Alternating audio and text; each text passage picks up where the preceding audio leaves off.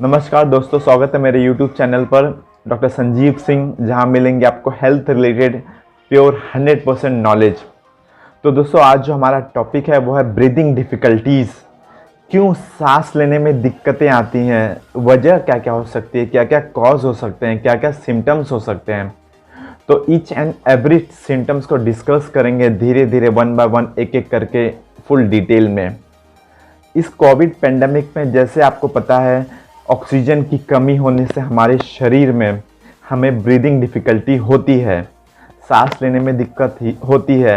And उसके वजह से होता क्या है, we can't draw complete breathing. That means हम खुल के सांस नहीं ले पाते।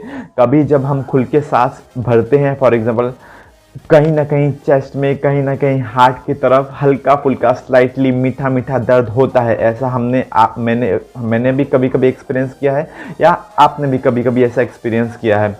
अगर आप कोविड जो पेशेंट होते हैं, जो कोरोना वायरस पेशेंट होते हैं, उनसे आप पूछोगे सांस लेने में क्या क्या दिक्कतें आती हैं, तो वो आपको स्ट्रेट अवे एक ही आंसर देंगे, हल्का फुल्का चेस्ट में दर्द होता है और सांस खुल के नहीं लिया जा पाता। दोस्तों, कभी भी अगर सांस लेने में दिक्कत होगी तो एक तरह का डिस्कम्फर्ट बना होगा, एक तरह की बेचैनी बनी होगी, एक तरह का हल्का हल्का स्लाइटली पेन बना होगा चेस्ट में, और वो भी ज़्यादा हार्ट की तरफ। और याद रखना, अगर हल्का फुल्का चेस्ट की तरफ पेन बना होगा, हार्ट की तरफ पेन बना होगा, और वो दर्द अगर रेडिएट होगा, तो वो उसमें थोड़ा सा दिक्कतें आ सकती हैं। कभी कभी दोस्तों होता क्या, ब्रीदिंग डिफ़िकल्टीज़ का जैसे हम कुछ लिफ्ट करते हैं, कुछ सामान वगैरह आप उठाते हो, फॉर एग्जांपल वाटर बैग या फिर गैलन वगैरह या फिर डब्बा उठाते हो, कुछ वजन हैवी वर्क करते हो, कुछ लिफ्ट करते हो, तो उस केस में आप हमेशा ध्यान दीजिएगा, कुछ ब्रीदिंग डिफ़िकल्टी होती है, सांस लेने में दिक्कत होती है, हल्का चेस्ट के तरफ पेन होता है। वो इसलिए होता है दोस्तों, जो हम इस तरह से खुल के सांस लेते हैं, हम कुछ चीज़ें लिफ्ट करते हैं, एक समय के लिए हम लिफ्ट करने जब जाते हैं, हम अपनी ब्रीदिंग स्टॉप कर लेते हैं। फॉर एग्जांपल, कुछ भी अगर आप लिफ्ट करना होगा, आप एकदम ज़ोर से सांस भरेंगे और लिफ्ट करने के बाद फिर आपका जो रेगुलर जो ब्रीदिंग होगा वो हो जाएगा। उसी बीच में हमें ब्रीदिंग डिफ़िकल्टीज़ होती है। तो दोस्तों, इसमें होता क्या है, we can't draw complete breathing. जैसे मैंने बताया, हम खुल के सांस नहीं ले पाते, और ये कभी कभी दोस्तों होता है या फिर सडनली होता है। दैट मीन्स ग्रेजुअली होगा या फिर सडनली होगा। जैसे फॉर एग्जांपल, कभी कभी हम कुछ, जैसा मैंने बताया, कुछ आप हैवी वगैरह वेट वगैरह लिफ्ट करते हो। फॉर एग्जांपल, अभी जिम की बात कर लिया जाए, हम वेट वगैरह डंबल्स वगैरह लिफ्ट करते हैं। जो मेरे भाइयों जिम करते हैं, अगर वो डंबल्स वगैरह लिफ्ट करते हैं, कुछ हैवी वेट लिफ्ट करते हैं, उस केस में कभी ना कभी किसी ना किसी ने ऐसा एक्सपीरियंस किया होगा। जो इस वीडियो को देख रहे होंगे वो आपको अच्छी तरह से बता सकते हैं। तो उन्होंने कभी ना कभी ऐसा ब्रीदिंग डिफ़िकल्टीज़ का इशू पास्ट में या फिर कभी ना कभी नोटिस किया होगा। देन सडनली मीन्स एक अचानक होता है। ये बोल के या फिर आपको बता के नहीं आता। ब्रीदिंग डिफ़िकल्टीज ग्रेजुअली होगा एंड फिर सडनली हो सकता है। ये इसके दो मेन कारण हैं। देन दोस्तों, इसको हमेशा, जैसे मैंने बताया, ये तो आपके जैसा मैंने बताया होता है, बट आप जो एथलीट होते हैं, जो रनिंग करते हैं या फिर जो एरोबिक्स करते हैं, जो जंपिंग साइकिलिंग वगैरह करते हैं, जो हैवी वेट वगैरह लिफ्ट करते हैं, वो कैटेगरी इज़ डिफरेंट। आप इस बीमारी में उसको नहीं ला सकते, क्योंकि ऑब्वियसली जो एथलीट होते हैं, जो रनिंग करते हैं, जो हैवी वेट वगैरह लिफ्ट करते हैं, उनकी ब्रीदिंग का जो सांस लेने में जो चीज़ें होती हैं, उनकी थोड़ी सी डिफरेंट होती हैं, उनकी थोड़ी फास्ट होती हैं, और वो जब रेस्ट मोड पे होते हैं तब एकदम नॉर्मल स्लो होती है, उससे भी लो होती है। तो ये दोनों चीज़ में बहुत डिफरेंस है। तो आप इसको ब्रीदिंग डिफ़िकल्टीज़ को आप एथलीट का जो ब्रीदिंग डिफ़िकल्टी होता है और जो बीमारियों में होता है breathing difficulty, both are different. आप उसको कभी मैच मत कीजिएगा। दोस्तों, ब्रीदिंग डिफ़िकल्टी थोड़ा आउट ऑफ द टॉपिक जाके बात करेंगे तो इसके दो मेन कारण हो सकते हैं, that is stress and anxiety. Stress physical and mental भी हो सकता है, एंजाइटी चिंता, फॉर एग्जांपल जैसे हमने बताया चिंता। इसे हम हिंदी में चिंता भी कहते हैं। तो स्ट्रेस जैसा मैंने बताया फिजिकल स्ट्रेस भी हो सकता है, देन मेंटली स्ट्रेस भी हो सकता है। और अगर स्ट्रेस होता है हमारे शरीर पे, हमारी बॉडी पे, हम स्ट्रेस लेते हैं तो क्या क्या सिम्टम्स हो सकते हैं उस स्ट्रेस से। First of all muscular pain होगा, एक तरह का खिंचाव शरीर में बना होगा, हल्का फुल्का क्रैम्प्स जैसे दर्द शरीर में उठेंगे। देन हमेशा आप लो एनर्जी महसूस करोगे, आप हमेशा लो एनर्जी पे रहोगे, हल्का फुल्का जैसे मैंने बताया काम करने की इच्छा नहीं होती, हमेशा शरीर थका थका लगता है, कुछ करने की इच्छा नहीं होती, कुछ उठने बैठने की इच्छा नहीं होती, ऐसा लगता है हमेशा सोते रहो। ये हम लो एनर्जी जब आपको सिम्टम्स मिले तो आप एज्यूम कर सकते हो बॉडी में low energy and that because of stress. Then कुछ हेडेक्स भी होते हैं दोस्तों। अगर स्ट्रेस होता है हमारे शरीर में तो हल्का फुल्का हेडेक भी होता है। हेडेक माइल्ड होगा तो दैट इज़ गुड, बट अगर वो सीवियर हो जाएगा तो थोड़ा सा दिक्कत आ सकती है। हेडेक सीवियर होता है तो माइग्रेन का भी इश्यू हो सकता है। माइग्रेन के हेडेक में बहुत ही सीवियर दर्द करता है, हेड बहुत सीवियर दर्द करता है। इसमें होता क्या है, वन साइड हेडेक पेन होता है एंड सेकंड जो होता है वो रिलैक्स होता है। और अगर सेकंड पेन होगा तो ये साइड का आपको पेन करेगा। तो माइग्रेन का जो दर्द होता है, माइग्रेन का जो हेडेक होता है बहुत ही सीवियर होता है। अगर ऐसा कुछ शिकायत मिले तो आप अपने फैमिली फिजिशियन को ज़रूर कंसल्ट करें। दोस्तों अगर वीडियोस अच्छी लग रही हो तो लाइक एंड शेयर, मेरे चैनल को सब्सक्राइब कर लीजिएगा क्योंकि मैं ऐसे ही वीडियोस लाता रहता हूँ। तो दोस्तों मैंने बताया जैसा ये सब स्ट्रेस के सिम्टम्स हो गए, हेडेक होना, then loss of appetite, then loss of sexual function. Loss of appetite यानी भूख नहीं लगेगी शरीर में, शरीर पतला होते जाएगा, वजन कम होते जाएगा शरीर में। हमेशा जो आपकी भूख का शेड्यूल होगा, मॉर्निंग में जो भी आप ब्रेकफास्ट करते हो, देन आफ्टरनून में लंच करते हो, नाइट में डिनर करते हो, उस तरह का आपका हैवी डाइट या हैवी आपका खाना नहीं रह पाएगा अगर आपको स्ट्रेस से आप जूझ रहे हो या फिर डिप्रेशन से आप जूझ रहे हो। तो लॉस ऑफ एपेटाइट, भूख मर जाती है। तो उस केस में हमें करना क्या होता है दोस्तों, जो आपके फैमिली फिजिशियन होते हैं, मैं उस केस में ट्रीट करता हूं कि मैं भूख लगने का लीवर टॉनिक देता हूं या फिर उस केस में मैं एपेटाइट स्टिमुलेंट देता हूं ताकि पेशेंट को भूख लगे अच्छी और वो खाना पीना खाए ताकि उसका शरीर हेल्दी रहे। और एक तरफ होता क्या है दोस्तों, अगर वो फ्रेंड सर्कल में अपने रिलेटिव्स में उनके साथ रहेगा, उनसे बात करेगा, ज़्यादा टाइम उनके साथ स्पेंड करेगा तो स्ट्रेस जो लेवल है ऑलमोस्ट कम ही हो जाता है। देन मैंने सेकंड बात क्या, एंजाइटी, चिंता। अब ये मेंटली डिसऑर्डर है, इसको ट्रीट जैसे मैंने बताया ये मेंटली डिसऑर्डर है, ये होता है किसी किसी केसेस में। और अगर ये ज़्यादा हद तक बढ़ जाए तो हमारे शरीर है उसमें भी एज आ सिम्टम्स आप ले सकते हो कि ब्रीदिंग डिफ़िकल्टीज होना कॉमन है। इसमें होता क्या है दोस्तों, हैवी स्वेटिंग होता है, हमारे शरीर से ज़्यादा से ज़्यादा पसीना निकलता है। एंजाइटी, चिंता में एक फियर रहता है, एक जैसे एक डर बना रहता है, एक फियर ऑफ डेथ रहता है। पेशेंट हमेशा डरा हुआ रहता है कि अभी मेरी डेथ हो जाएगी, अभी मेरी मृत्यु हो जाएगी। ये सामने से जो टैंकर, ट्रक वगैरह फॉर एग्जांपल अगर वो रोड पे खड़ा है तो उसके दिमाग में ऐसे ही चलता रहेगा कि अभी वो सामने से जो टैंकर या ट्रक सारी वो मुझे उड़ा देगी और उससे मेरी मृत्यु हो जाएगी। ये कुछ मेंटली डिसऑर्डर पेशेंट में सिम्टम्स पाए जाते हैं, चिंता का विषय होता है। और फिर उस रीजंस की वजह से होगा क्या दोस्तों, स्ट्रेस लेवल बढ़े और स्ट्रेस लेवल बढ़ने के बाद ब्रीदिंग डिफ़िकल्टीज़, खुल के सांस लेने में डिफ़िकल्टीज़, देन हमेशा हल्का फुल्का चेस्ट में पेन बना रहना, ये सारे symptoms end of the day आपको मिलेंगे। तो दोस्तों थोड़ा सा आउट ऑफ द टॉपिक मैंने बात किया, अब टॉपिक पे आते हैं क्या क्या रीज़न हो सकते हैं ब्रीदिंग डिफ़िकल्टीज़ के। अगर डिजीज़ के तरफ बढ़े, बीमारियों के तरफ बढ़े तो first of all asthma. Asthma is one of the main reason of breathing difficulty. Asthma disorder जैसे मैंने बताया, जो पेशेंट फुसफुस पे रहते हैं, जिनको हम पफ वगैरह चालू किए रहते हैं, उनको ज़्यादा सीवियर होता है दोस्तों। उनको सीवियर ब्रीदिंग डिफ़िकल्टीज़ होता है, सांस लेने में दिक्कतें होती हैं दोस्तों। इसमें होता क्या है, जो एयरवेज होते हैं उसमें एयर जो सांस लेने की जो नलियाँ होती हैं उसमें स्वेलिंग आ जाती है, इन्फेक्शन हो जाता है, वो उसमें एक तरह का स्वेलिंग हो जाती है, सूज जाती है जैसे। और सेकंड, जो सांस लेने की जो नलियाँ होती हैं वो जो गैप्स होते हैं वो सिकुड़ जाते हैं, सांस खुल के नहीं ली जाती, नैरो हो जाते हैं। देन सेकेंड आगे बढ़ते हैं तो देखा जाए one of the most major important cause of breathing difficulties is nothing but pneumonia.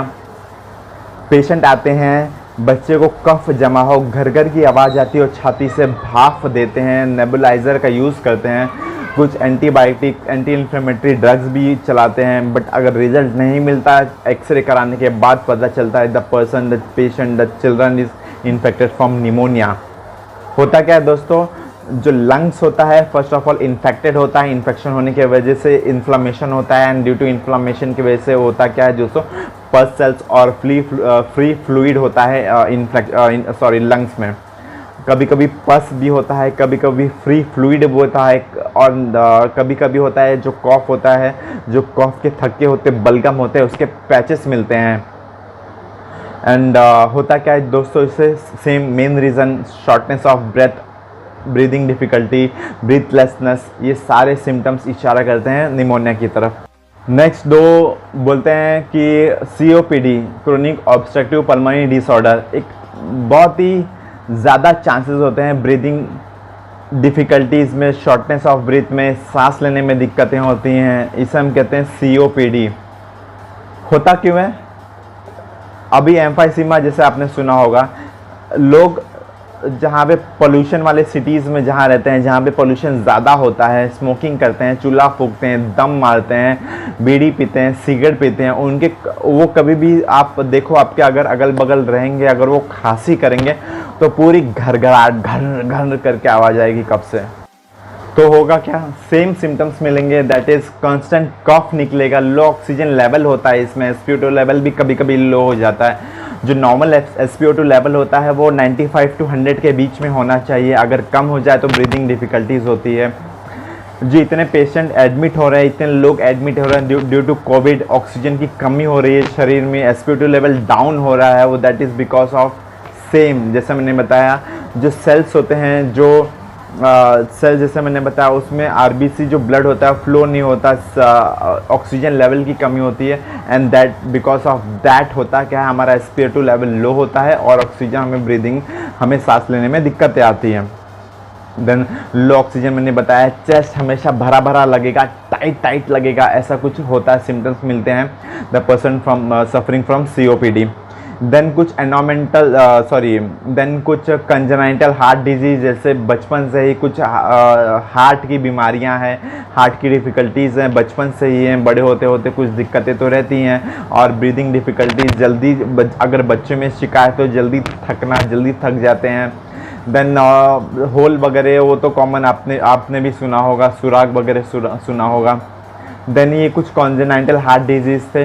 Then अर्थमिया, जिसे हम कहते हैं इरेगुलर हार्ट बीट, कभी हार्ट बीट जो होता है, जो दिल की धड़कन होती है, कभी सडनली बढ़ जाती है, कभी सडनली कम हो जाती है, कभी इरेगुलर होती है, प्रॉपर नहीं होती है, तो इन्हें हम अर्थमिया बोलते हैं कि इसमें होता है irregular of heart beat.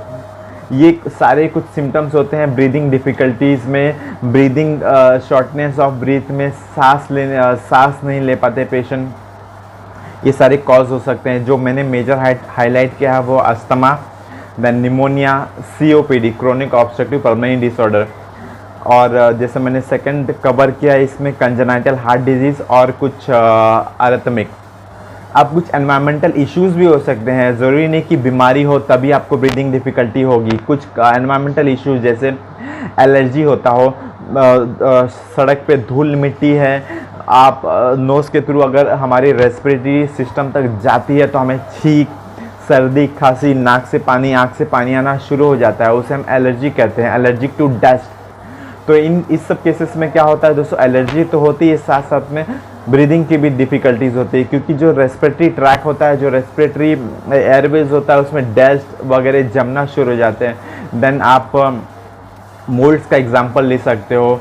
AC अगर प्रॉपर आपका क्लीन नहीं होगा, टाइम टू टाइम AC की सर्विस नहीं होगी, तो उसमें मोल्ड्स होते हैं, बैक्टीरिया होते हैं, पोलन ग्रेन्स होते हैं, वो आएंगे और वो सीधा हमारे रेस्पिरेटरी जो एयरवेज होता है, रेस्पिरेटरी जो सिस्टम होता है, उस पर अटैक करते हैं। इसीलिए कहा जाता है दोस्तों, हमेशा अपना जो AC है उसको प्रॉपर सर्विस दो, उसको प्रॉपर सर्विसिंग हमेशा 6 मंथ में होनी चाहिए। देन कुछ मोल्ड्स होते हैं, बैक्टीरिया जो होते हैं, जो हमारे रेस्पिरेटरी सिस्टम तक जाते हैं और हमें दिक्कतें करना शुरू करते हैं।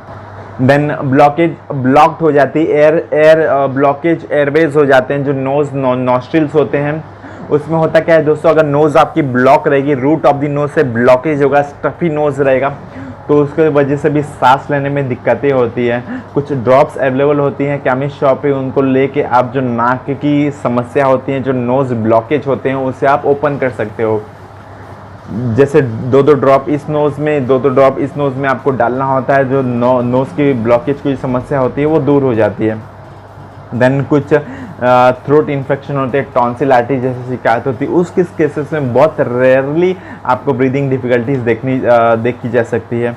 देन कुछ लोगों में ये भी समस्या रहती है कि अगर काफ़ी अगर एक पर्टिकुलर लेवल तक चढ़ाई कर लें, हाइट पर चले जाएं, नीचे देखो तो उनको थोड़ा सा ब्रीदिंग डिफ़िकल्टीज़ होती है, और क्लाइंबिंग फ्रॉम हाई एटीट्यूड, मतलब उनको ज़्यादा एक्सपीरियंस ही नहीं होता कुछ, अगर ऊपर से नीचे देखे तो शॉर्टनेस ऑफ ब्रेथ तो होता है उस सब केसेस में भी। तो ये सब जैसे मैंने बताया, ये सब चीज़ रही ब्रीदिंग डिफ़िकल्टीज़ की, क्यों होता है, कैसे होता है, क्या क्या कॉज हैं, हम नेक्स्ट वीडियोस में कवर करेंगे इसके ट्रीटमेंट के बारे में। जैसा कोविड अभी पेंडेमिक सिचुएशन है, इस सब केसेस में तो ब्रीदिंग डिफ़िकल्टीज़ की समस्या ज़्यादा आ रही है, तो आप घर पे ही ट्रीटमेंट लीजिए, नैब वगैरह का यूज़ कर सकते हो। नेबुलाइज़र का मैंने एक पर्टिकुलर वीडियो बनाया है कि आप नैब की मदद से कैसे अपने ऑक्सीजन लेवल को बढ़ा सकते हैं, साथ में अपनी जो ब्रीदिंग डिफ़िकल्टीज़ है उसको भी सॉल्व कर सकते हैं। तो नेबुलाइज़र हार्डली आपको 25 या 300 तक मार्केट में अवेलेबल है। इतने बड़े हॉस्पिटल्स में इतने बड़े लंबे चौड़े 2-2 3-3 लाख के बिल आने से तो आप बच जाओगे। घर पे 2-2.5 हज़ार का नैब मंगाइए, उससे आप ब्रीदिंग डिफ़िकल्टीज़, देन कॉफ में कुछ अगर कॉफ की शिकायत है, हमेशा कॉफिंग हो रहा है, खांसी कंटिन्यूस आ रही है, रेस्पिरेटरी ट्रैक में कुछ इन्फेक्शन है, तो उससे ओपन किया जा सकता है। देन ऐसे ऐसे कुछ सिम्टम्स है, कुछ घरेलू इलाज, काढ़ा वगैरह आप ले सकते हो, उससे आपकी नोज़ की problem, then blockage nose and respiratory tract की जो इन्फेक्शन है वो सॉल्व हो जाएगी। ये सब कुछ दवाइयों के डब्बे हैं, तो इस पर ध्यान मत दीजिएगा। तो दोस्तों, अगर वीडियोस अच्छी लगी हो तो लाइक एंड शेयर ज़रूर करना। अगर कुछ भी डाउट है वीडियो से रिलेटेड, कुछ भी पॉइंट मैंने कवर नहीं किए हैं, छूट गए हैं, तो आप मुझे कमेंट सेक्शन में आप कमेंट कीजिए। मैं अगर टाइम मिलेगा, अगर मैं फ्री रहूँगा तो आपके टॉपिक पे मैं ध्यान दूंगा और उसको मैं जाहिर सी बात है कवर करने की कोशिश करूँगा। अगर देन टू कुछ रिप्लाई नहीं आता तो आप मेरे यूट्यूब सेक्शन के अबाउट सेक्शन में जा सकते हैं, वहाँ से आप मेरा मोबाइल नंबर लेके आप मुझे व्हाट्सअप के टेक्स्ट कर सकते हैं, कुछ भी डाउट है। अगर कमेंट सेक्शन में रिप्लाई नहीं आता तो डेफिनेटली मैं आपका वहाँ पर रिप्लाई दूँगा। मेरा मोबाइल नंबर 8149272954, इस नंबर पे आप टेक्स्ट कर सकते हो, कॉल नहीं करना है, सिर्फ टेक्स्ट करना है, ताकि आप भी सेफ रहो, मैं भी डिस्टर्ब ना हो, क्योंकि ऑलमोस्ट 100-200 कॉल्स आते हैं दिन में, हैंडल करना बहुत डिफ़िकल्ट हो जाता है। तो आशा करता हूँ वीडियोस अच्छी लगी हो। अगर अच्छी लगी हो तो मेरे चैनल को सब्सक्राइब कर लीजिएगा। मिलते हैं नेक्स्ट वीडियो में एक और नए टॉपिक के साथ में, तब तक के लिए शुक्रिया।